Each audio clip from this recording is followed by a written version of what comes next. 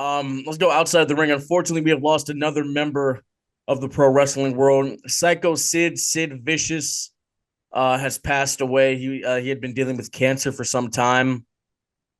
Um, yeah, former member of the Skyscrapers, the master and ruler of the world is no longer with us. Brandon, what are your thoughts?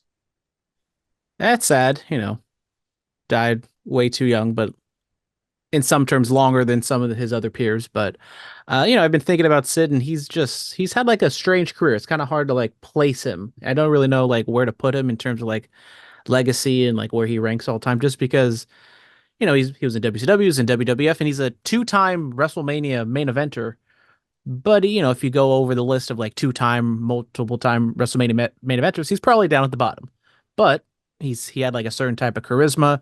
He had, the look in ring wise, it kind of wasn't all there. But yeah, he had a strange, not strange, but he had a interesting career. And for like people like us who might be, we're too young to kind of watch him live, people kind of know him for like the infamous stuff and kind of the quirky things he would say, and unfortunately that leg break kind of ended his career.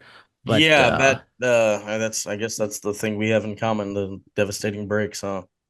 Yeah, I mean, it never like translated to me, I guess, obviously, because he wasn't wrestling when I was growing up watching it. Maybe if I was growing up in the early to mid '90s, maybe it would have translated better. I mean, the only time I actually saw him wrestle live on television was what was it, Raw 1000 when he defeated Heath Slater. Um, but yeah, I mean, multiple time world champion. Yeah, and like you said, kind of the quirky things are what he's best known for. What didn't he do the wasn't it him or like sorry, we're live, pal. Wasn't that Psycho Sid? yeah, why me, Goldberg, Goldberg? Yes, with the car. Marlee, any thoughts about the life and career of Psycho Sid Vicious?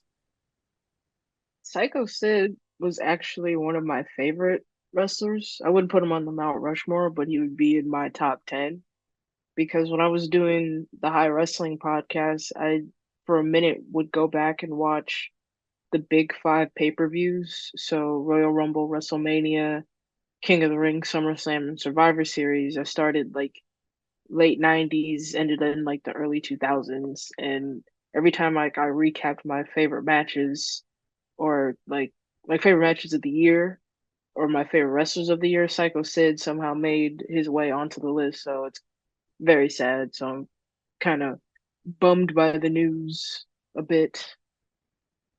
Yeah, so people like of our generation, like I don't normally hear that, so that's very interesting. Okay, Yeah. okay. Marley was a big Psycho Sid fan. Shout out.